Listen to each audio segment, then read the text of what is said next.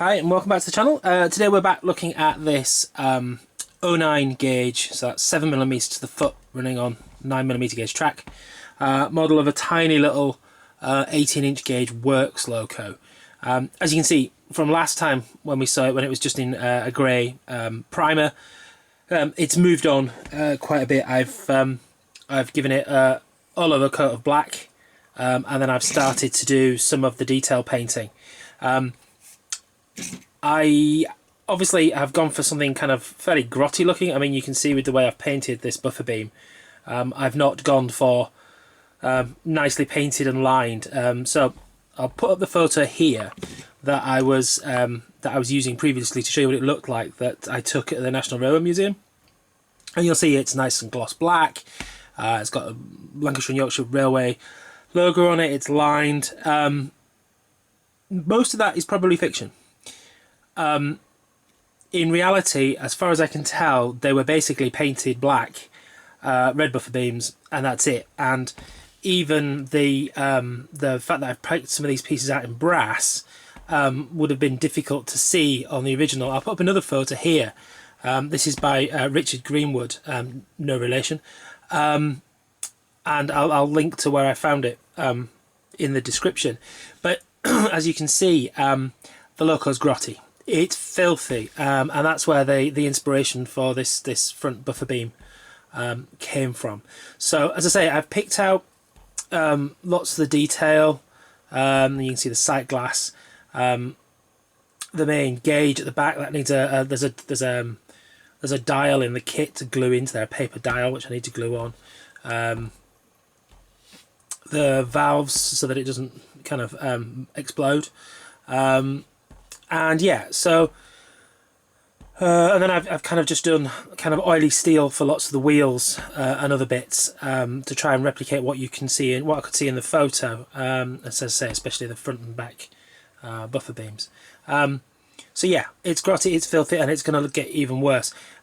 So the next step for this will be to put on a layer of varnish to protect the paint. I mean, I've already done a bit of the weathering, so I've gone over it with my dry brushing of grey, which I usually do, and that's picked out like all the bolt details and the edges and some of the dints and things. But the rest of the weathering will be kind of weathering powders and washes, and I tend to do that on top of the varnish layer because it tends to give a better finish. You can kind of see the grime and the grit of the powder. If it's on top of the varnish. It does mean you have to be careful when handling, because obviously it can kind of move around and rub off, but I tend to find, yeah, that gives a much better kind of effect. So I'm trying not to handle it too much, hence the clothes peg, until I get the varnish on, so I don't muck up the paint anymore. I might have to touch up this little, I can't see through the camera yet whether it's a nick in the paint or just a grey blob, but I might touch that up, it's a bit bright. But either way, yeah, the next thing is varnish, and then I will attack it with the weathering powders and make it look really, really mucky. I mean, the main problem that I'm going to have, though, is the fact that if we remember, the chassis is going to be the problem. So a lot of the sides of the chassis, if you think about how open and exposed this is at the front, is kind of bright red. Unfortunately, there's not much I can do to turn that down. Let me just put this down so I don't trash it. Oops. There we go. There you go, so you can still see it. There you go. Yeah, so a lot of this is really bright. There's not much I can do. I mean, I can weather this bit here, the cylinders. I can probably weather the slide bars a bit. But I can't really go back in and weather this block at the back very well. I mean, partly I'd have to dismantle it, but if you look at this side, it's actually got gears on this side, driving the wheels, and I don't want to get, you know, weathering powders and stuff in there and gunk that up. So to a certain extent, I can't. It's going to be a bit of a clash.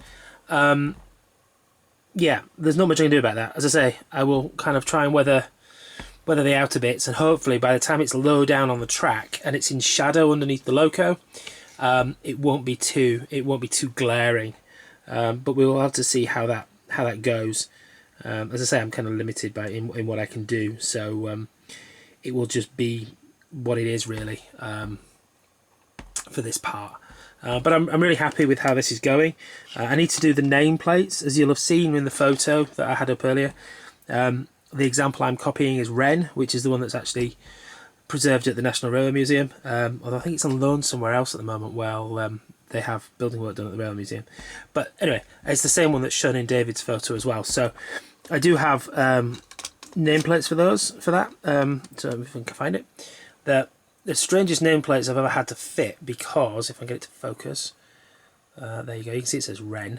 They're curved, look. So I'm going to have to paint them, and then they attach around the dome. I didn't attach them originally because obviously painting the lettering and the edging is going to be a lot easier with them not attached to the dome. Painting all the way around the edge here in the kind of brass colour would be impossible with it attached to the dome without making a mess. So I'll get these painted, they'll get glued on as well before the varnish layer.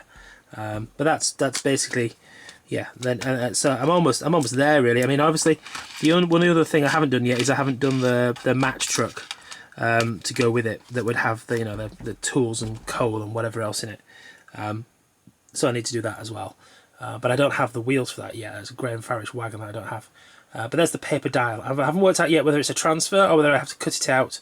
If I have to cut it out and it's not a transfer, it's tempting just to paint the face white and do a tiny little needle in paint, but we'll see.